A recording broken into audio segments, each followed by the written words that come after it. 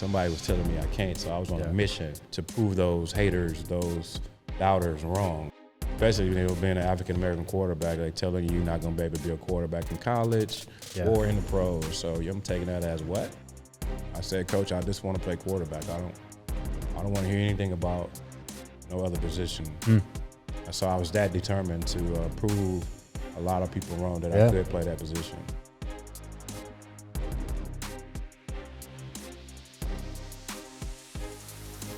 What's going on, everybody? Welcome back to the show. Today, I'm sitting down live in studio with Vince Young. Vince, what's up, dude? Welcome to the show. Yeah. How you doing, champ? Thanks for taking the time. Yeah, no problem. All right, so I want to dive right in. I know we have limited time together. Let's jump way back in the story because I find that building a little bit of context is usually the key to making sure that people grab some pointers while we chat. So, 11-year-old Vince Young, man, where were you? What was life like? Take us back there. Set the scene for us. 11 years old, man. Mess with my memory. Definitely playing Little League football. Football is always a sport then. Well, I played multiple sports from baseball, pretty much everything. I played everything. Yeah. So definitely doing that. Probably playing AAU basketball, traveling. Nice. Just being an old kid, man, just trying to figure it out. And you were in Texas? In Houston, Texas. So, okay. And what were your parents doing at the time? It was just my mom and my grandmother and my two sisters. So my dad wasn't around at all. So, I had to grow up pretty fast as a young man. I'm the baby boy. You're the baby of the family? Baby of the family. How many siblings? My two sisters. Two sisters. Two older sisters. So I was just probably trying to figure it out. Probably in trouble. Being bad. Being a nuisance to mom and grandma. Yep. Getting punished, raking up the leaves, taking out the trash, doing something. Yeah.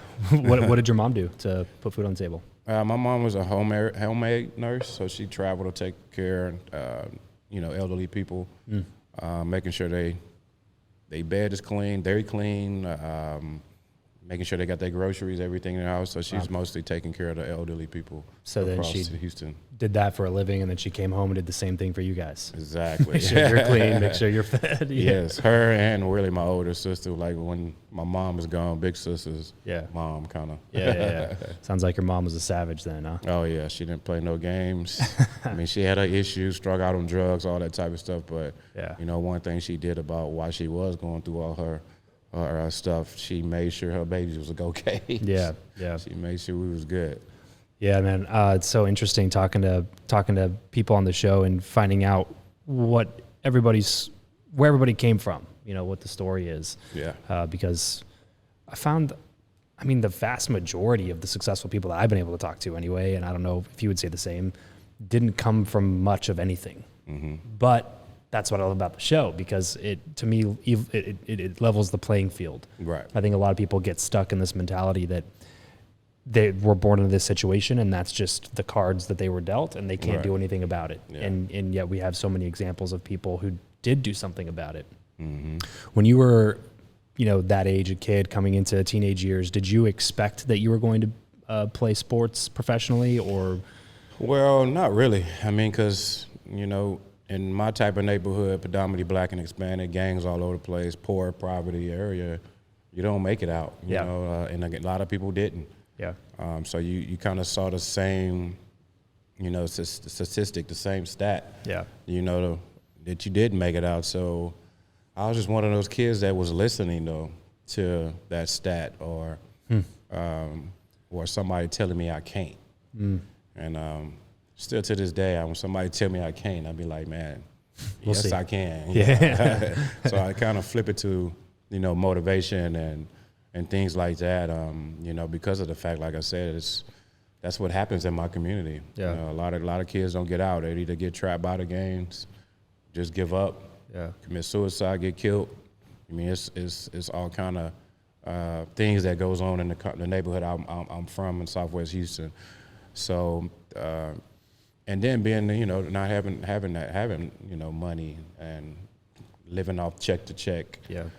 With my grandmother and mom and two sisters. So, a lot of people don't know that about me. Yeah. They just know the guy who won the Rose Bowl with University of Texas, number first round draft pick and went to the Tennessee Titans. They know about a lot of that stuff and the accolades, but they don't know the grind, the sadness, all the pain that I went through to, change my situation. Well, people I think a lot of times want to assume that you had it better than they did because it, I think, gives them almost an excuse as to why they never changed their situation. Mm-hmm. You know what I'm saying? I think that it's that, and that's why I love doing the show. I love talking to people and showing people that like there's something that you can do, and I'm not going to sit here and pretend like people aren't born into worse situations than other people.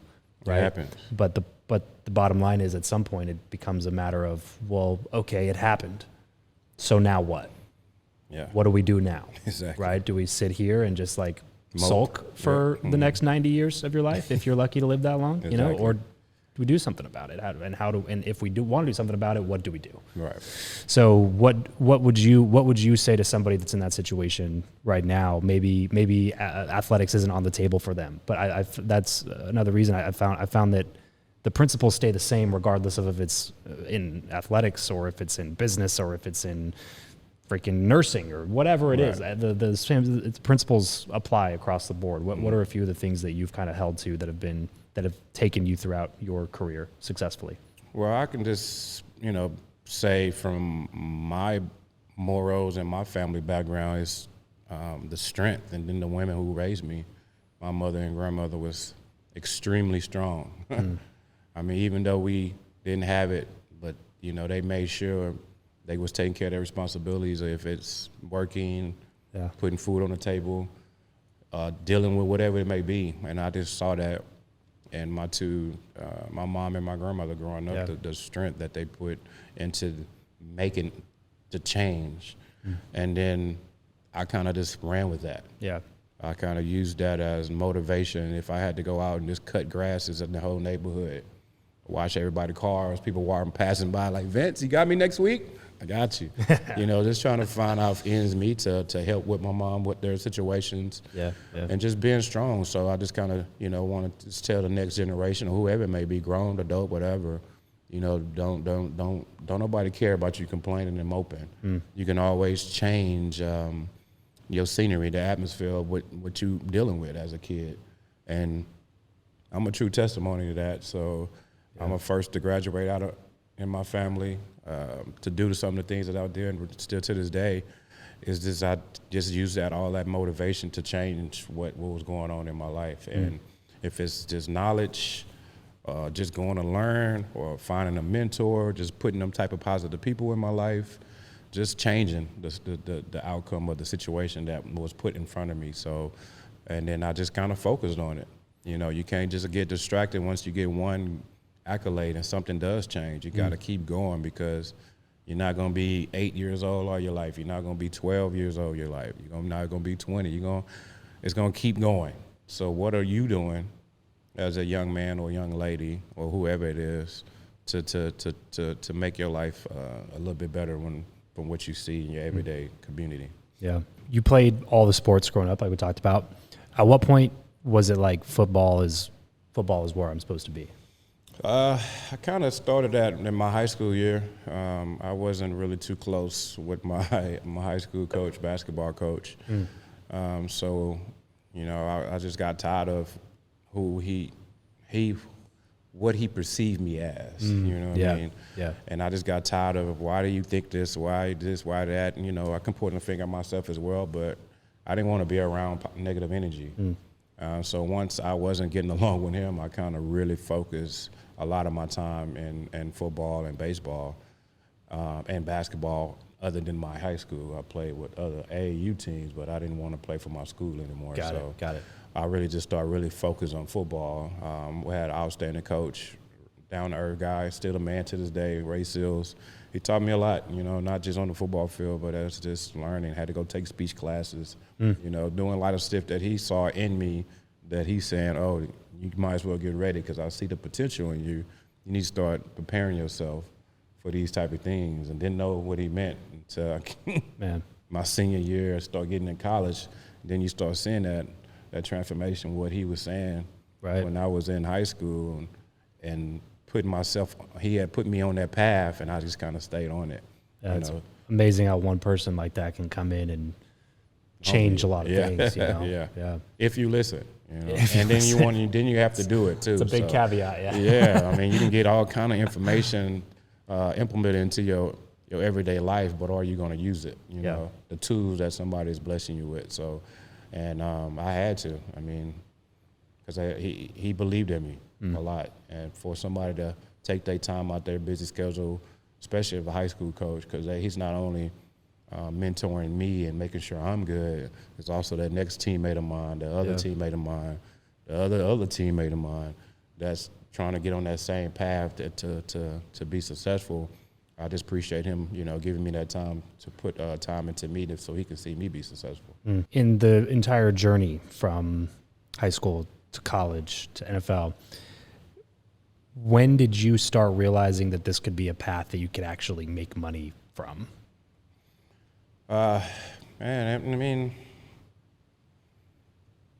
to the point that, you know, that you can be possible to make it to the pros. You know, you can see it, but again, I mean, you just don't think like it's doable still. Well, me, I just don't focus on that type of stuff. All I can do is focus on me and how can I bring the best out of myself as well as my peers around me. But it wasn't your goal, though. It wasn't no goal. Yeah, it was just to go to college.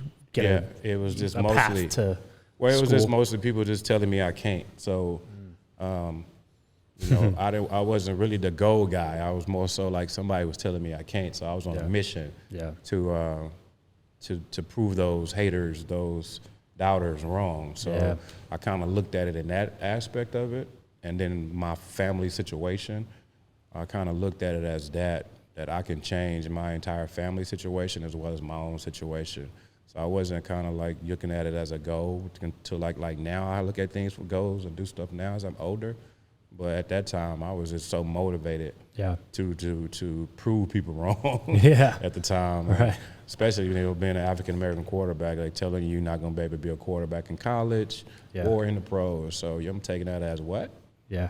And they were trying to push me to be a wide receiver. They were trying to push me to be that like coaching safety staff and stuff like that, or different coaches, different people wanted me to play other positions because what they already saw, what was happening to other African American quarterbacks, they felt like it was going to happen to me to get pushed or get talked to going to play another position. Yeah. So we'll see. We'll see again. Again. And some of the college I didn't go to because they was trying to put me at wideout. And once they said it, or they wrote it in a piece of paper, I was like, well, I'm not going there. So that's why you ended up going to Texas. And that was one of the schools, Coach Brown and Houston Nutt in Arkansas. It was some other guys that I was really close with. And even my high school coach, they was like, you better not mention no other position to him.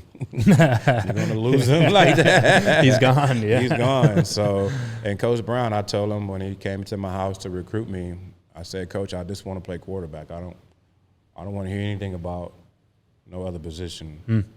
So I was that determined to prove a lot of people wrong that I could play that position. Yeah, I mean that's a strong position to take when you're just a high school kid in this, you know, situation where you just want to get to college, to just have that fortitude to be like, I don't care. Right. You know, like let me do what I want to do. Because it's a movement, you know. So it was people who paved the way before me. You know, Steve McNair, Randall Cunningham, Donovan McNabb, Mike Vick. You know, once you hear the message that the whole entire world is telling you can't play this position because we're not smart enough, that does motivate you to say, no, yes, we can. We are smart enough to play this position. Sure. We can change this position, and you can be a passer and a run threat. They was calling us athletic quarterbacks. And we actually are quarterback that's athletic. Yeah, right, you know, you got to fix that type of stuff. And now look at the generation now. It's a game changer. And it's not just the African-American quarterbacks. You even see the whites, the Hispanic, or about everybody is playing quarterbacks in a different way. But it had to start somewhere. Sure. But you can't let nobody. There's an evolution of it. It's an evolution of it. You can't let nobody push you to go play this other position, and you want to play quarterback. Right. Right. So. Even the term itself is just kind of small-minded. Exactly. Like, why? Like you're saying it's bad to be athletic? Like why would that be a bad thing to also have that in your chamber? You know what I mean? Like, it doesn't make any sense. Yeah, So, dude, I have to confess something to you. I got a chip on my shoulder a little bit because I'm a Southern California kid. I live in Vegas now, but I remember watching USC versus Texas, and I don't even remember. I was super young. I was like, I don't know, 10, 11 years old or something like that. And I never really watched a bunch of college football at the time. But a couple people in my family were big USC fans, and I went to a couple USC games, and I was like all in, you know. And that team, obviously, that USC team was one of the best in college football history. Definitely. And I thought it was like, boom, back to back. You know, it was automatic in my head. And I just remember watching you run into the end zone at that last second. I was just like, oh no, everything crashed in front of me. And I swear, dude, at that point, like, because that was the year that they all left, right? Like Matt Leinart and Reggie Bush. You guys all took off that year. So I never got back into USC football after that. Oh wow! Yeah, you ended my USC fandom. We did single-handedly. I didn't do that. It was team effort. Texas did. Yes, Texas correct. did. But all that aside, I want to get into the college career, NFL career part of your story here. So, talk to me about when you realized the moment that you realized that you were going pro. What was it a because I don't know, dude. It feels like you almost at that point, and I know you put in a ton of hard work, and I'm not using this as an example to say that you didn't, but it almost feels like you're winning the lottery. I have to imagine where you came from this position of mowing lawns to help put food on the table, right? No dad in the picture. Mom's gone all the time, and there's drugs involved, and there's you have a rough neighborhood, and then you go to college, just trying to go to college so that you can get an education and have a decent job coming out, and then all of a sudden it's like, wait a second, I'm not only do I have the ability to become a professional football player, but I have the ability to be at the top of my draft. I have the ability to get a max contract. I have my life is going to change completely forever. Yeah. What was that feeling or that moment like? If you can kind of articulate that as much as you can. Yeah, you're just kind of still in shock. You know, you have access to everything. I mean, that weekend I met Tiger Woods, Jeter, Michael Jordan. You know, these are people I watched growing up, Mike Tyson playing Punch-Out.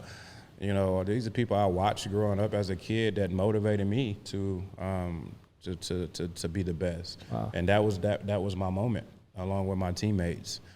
So, one of the things that, I always do is pray before I do anything. So I just went with my family. I actually sat and talked with Steve for a long time at the hotel after the game, and I'm like, "What you think, big fella?"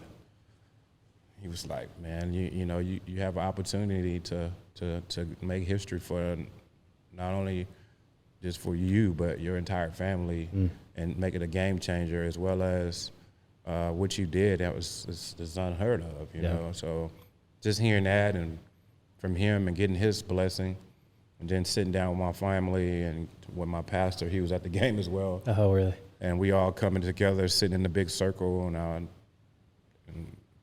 wanted pastor to pray first, and then I wanted to say, hey, I wanted to let the family know all at once that I was going to leave and enter draft, and put it on everybody's hearts, and at that moment, and they like, where you going? I'm like, I'm going to sleep. Because I don't think they saw me what I was doing out there. Like, I was tired. I didn't even go out or do nothing. Really? And that's funny. My wife, to this day, my high school sweetheart, we just went to bed. I went to sleep. I was tired.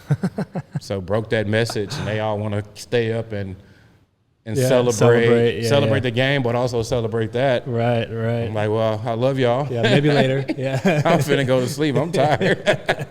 We'll talk about more tomorrow at breakfast. Man. But after that, that was just kind of like, now it was a whole nother journey now. Yeah. I haven't told my coach yet. I haven't told my teammates yet. You know, it's just a small people circle know, which I hope nobody did say that, but it finally got out. And then the rest was history. Yeah. What was the difference playing in the NFL versus college in terms of just the sheer level of play, level of athleticism? Yeah. Well, you know, it's different. I mean, first of all, the athletes are already phenomenal. So at my position, I had to learn how to play the defensive coordinator now. You know, in college and high school, you playing the players. Then, you know of the defensive coordinator. But in the pros, you already know that the players are the best that you can play.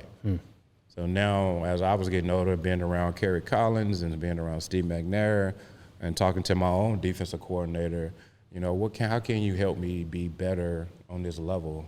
And that's what I had to take more time out is studying defensive coordinators. What are their tendencies on third down, percentage, how they blitz, how they rush?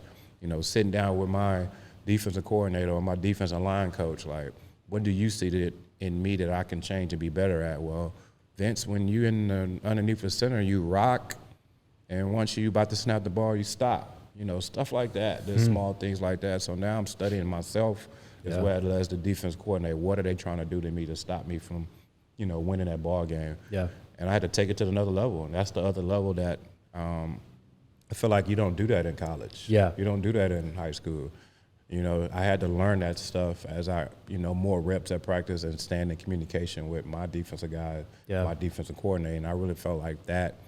When I started doing that, I felt like my game every year was going higher and higher, going up more than going down. Yeah, it's crazy how much those like little things. Yeah. When you get to that, I'm talking about this with a couple of people recently. Where it's like when you get to that level, you're already the best of the best. Yeah. Like playing D1 college is already like the best, right? And then you take the best of that best, and then you put them in another league. Another league. Yeah, right. And then so like you have no choice, right? You have no choice but to make these little teeny tiny incremental improvements that give you a slight edge over everybody else, and given enough reps over enough time, those make a massive difference. Makes a massive difference. And then on top of that, or you putting in the work.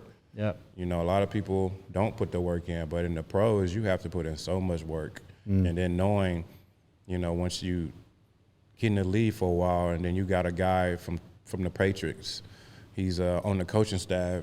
You see you in Vegas hanging out and partying, and he's doing the same, but he like, Vince, I work for the Patriots, man. You know what they pay me to do? Like, what? They pay me just to watch film on you. So I have to dissect you every day. That's my job. Wow. Is to dissect you. And so that makes you like, whoa. This guy's watched me more than I've watched. So when I play the Patriots, I know they know every tendency about me, what I'm doing, what I do on third down. And if they have a guy like that, then probably every other team does. Exactly. So now I have to be more critical to myself, you know, of making sure I'm studying my game more, not just more than he is. Exactly. I got to get more beyond my stuff because you got somebody like that on every team now. So now I got to go get my butt working more hard. Right. Because they have all this information on me. So you can throw some things at them that they haven't seen before. They haven't seen before. Constantly. Or if they see me rocking, try to fix that before I play them. Try to get that out of my game. Become less predictable. Exactly. Yeah. What do you think is the difference between a good quarterback and a great quarterback? Like someone, take someone like a Tom Brady who's been playing since when I was in the womb, it seems like, and then still comes out and plays at this crazy high level. How do you get to somebody like that when people have 20 plus years of film to watch on the guy, and yet they still can't do anything about it? It seems like, you and there's several other people that have had these tremendous ability to continue to reinvent yourself over time.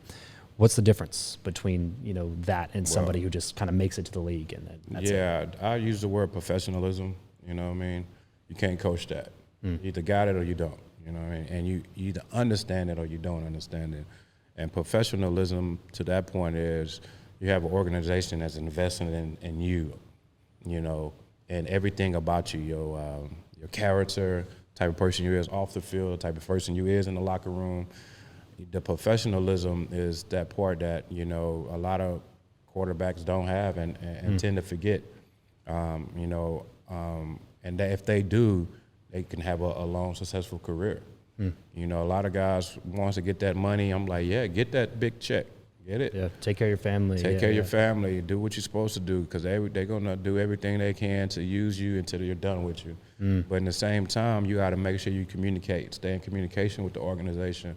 You know, do what you're supposed to do and represent the organization the right way. And just keep getting better. I mean, and then on top of that, a lot of guys take care of their body. Yeah. You know, that starts to play a major factor. Or go into the upstairs and negotiate. Okay, I'll take a pay cut just for an offensive line. Yeah. I'll take a pay cut to have people to throw the ball to. And now you get more. Now you're being professional. And you're being smart. Yeah. So you can play longevity. And a lot of times I found out a lot about that towards my end of my career when I was doing all kinds of stuff, getting into it with my coach. You know, that was the immatureness of me. I wasn't being professional. You know, so I do point the finger at myself on some of those things, but at the same time, I can teach the next young quarterback that's coming underneath me or love everything about my game growing up. I can start teaching them that, feeding them that.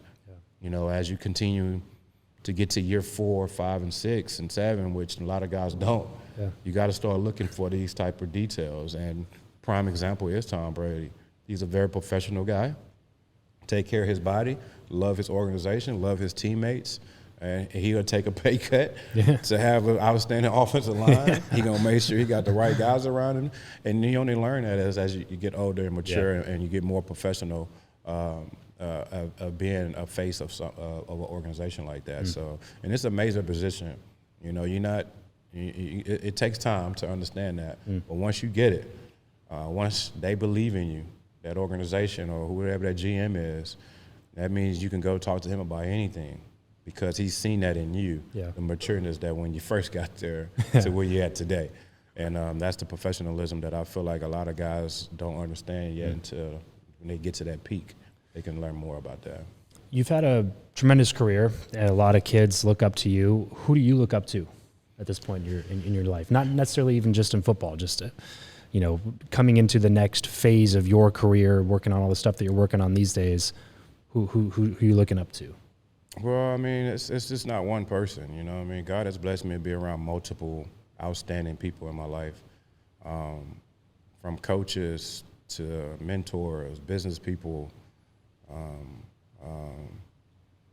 It's a lot. You know, I come across a lot of great people themselves, and I see myself in them. I see, you know, them. If I can be around positive energy people, that's most of the people I like to be around. I do not like negative energy. I would dismiss myself from the room. If I'm on the golf course, wherever it may be, if I feel negative energy, I'm gone. And thank God I have my assistant Linda, or I got people around me that can get me away from all that stuff. And point it out, or I see it, like I can just tell them, like, hey, I'm gone. Whatever you want to tell them. Right. I'm gone. I don't want to be a part of that, because you know what negative energy is. It's something that a lot of people love negative energy. I don't like negative energy. So I like to stay around positive people, that's influencers, that's doing stuff in the community, that their belly is full. They don't want nothing from you. They just want to see you successful. They want to have fun. They want to have a Bud Light or two, have a barbecue, have a party. You know, it's just enjoying life, taking care of responsibilities. You know, that's the type of people I like being around. So it's kind of hard to put it in one person, because I have so many influences in my life, from Coach Brown to my own mom, my mom.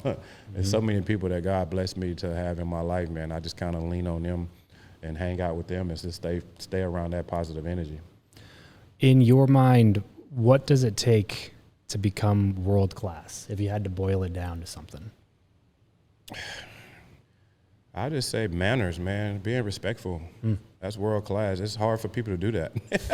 That's true. It's some a-holes out here, man. Grown-ass adults, man. Man, we're grown, man. So I say, man, just manners, man, and you know, having manners, man, being respectful and giving.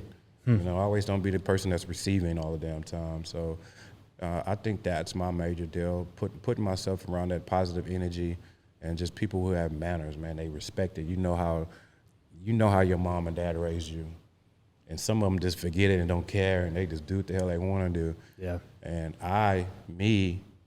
because I carry myself like that. I even have my son doing stuff like that. That's his day. He will hold a door for anybody right now. Yeah. Yes, sir. Yes, ma'am. Thank you.